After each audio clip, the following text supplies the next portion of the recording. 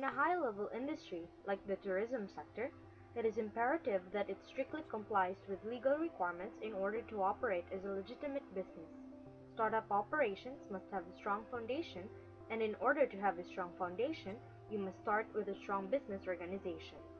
Forming a partnership or a corporation is a better choice in forming business organizations in order to enter a competitive industry like the tourism industry. The law on partnership is governed by the Civil Code of the Philippines, while the law on corporation is governed by Batas Pambansa Bilang 68, Corporation Code of the Philippines. The law on partnership can be found in Article 1767. By the contract of partnership, two or more persons bind themselves to contribute money, property, or industry to a common fund with the intention of dividing the profits among themselves. So what is partnership? A partnership is an association of two or more persons to carry on as co-owners of a business for profit. The definition of a partnership does not include religious associations, conjugal partnerships, and others of a similar nature because a partnership, as defined by law, refers only to associations, the purpose of which is to obtain profits to be distributed among the partners. A partnership contract is based on trust and confidence. Hence, the fiduciary relation in a partnership stems from the principle of delectus personae, wherein no one can become a partner in a partnership without the consent of all the partners. Here are the essential requisites of a partnership. First, the agreement to contribute money, property, industry to a common fund. This is complied with if a. Each one of the partners brings or is obliged to bring something to the partnership, and b. That which is bought becomes common property. Second, intend to divide the profits among themselves. Now let's proceed to the advantages and disadvantages of forming a partnership. The advantages. Forming a partnership is 1. Easy to form. Second, improved growth possibilities. And third, there is freedom from bureaucracy.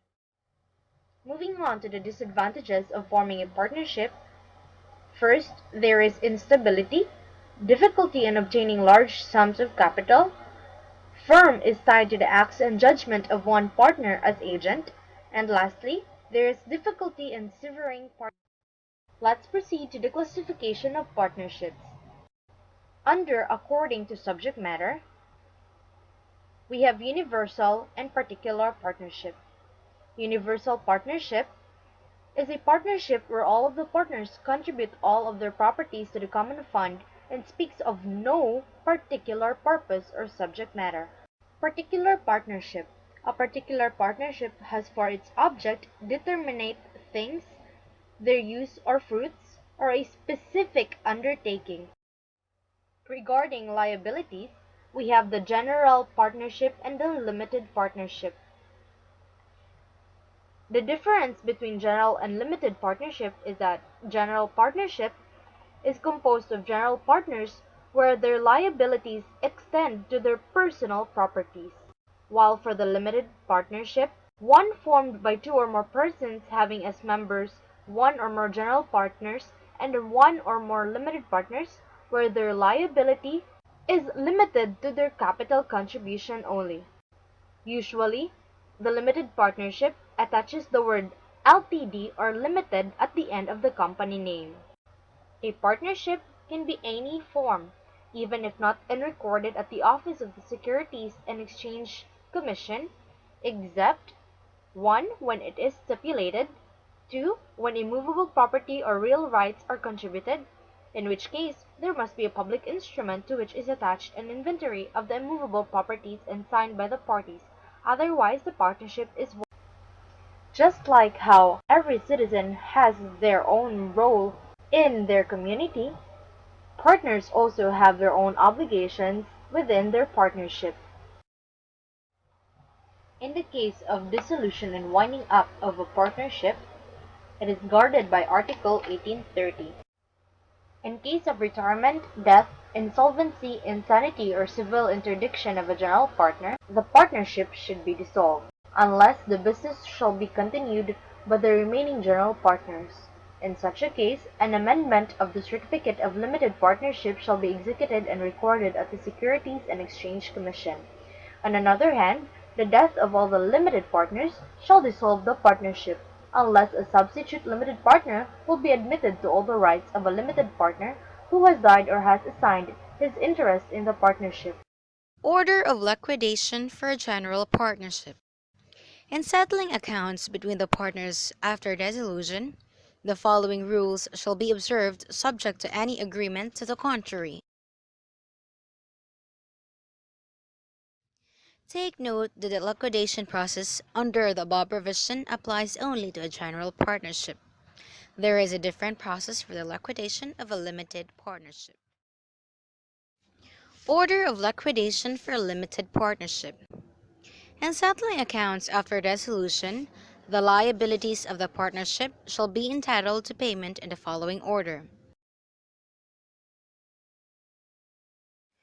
The above provision expressly provides for priority in the distribution of assets after dissolution of a limited partnership.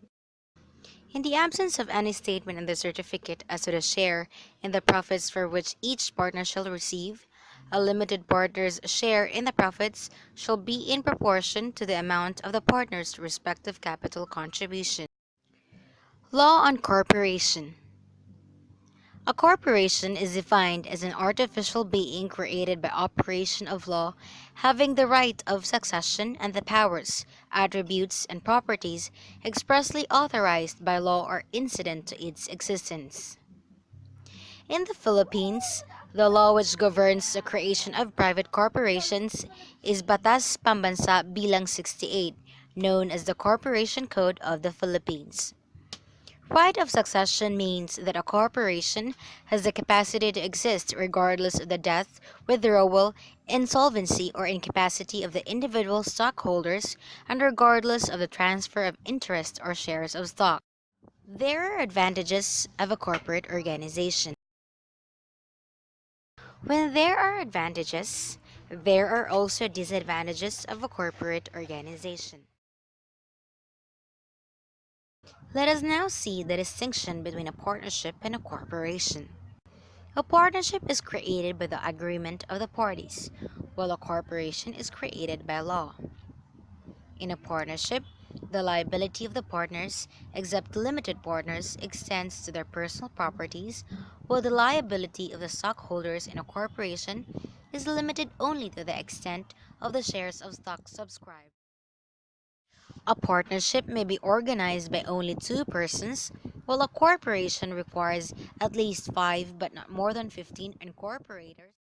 Now let's go to the steps in the creation and organization of a corporation. After discussing the order of liquidation for a general partnership, let us now proceed to bylaws, which means a rule made by a company or society to control the actions of its members. It is a regulation made by a local authority. Article 1 talks about subscription, insurance, and transfer of shares. Subscribers to the capital stock of the corporation shall pay the subscription value or price of the stock in accordance with the terms and conditions prescribed by the board of directors. Article 2 is all about meetings of stockholders. The regular meetings of stockholders for the purpose of electing directors and for the transaction of business shall be held at the principal office of the corporation. Special meetings of stockholders may be called any time of either board of directors or president. Article 3 talks about the board of directors. The corporate powers of the corporation shall be exercised. The board of directors shall be elected during each regular meeting of stockholders and shall hold office for 1 year. So now, let me tell you something about the government requirements in doing business as a partnership or corporation. The following are the requirements for registration of business name under DTI, that is for partnership and for corporation. Next are the requirements for acquiring a business permit with a city or municipal mayor. We also have here the requirements for registration of business under the Bureau of Internal Revenue. And lastly are the requirements for registration of the Social Security.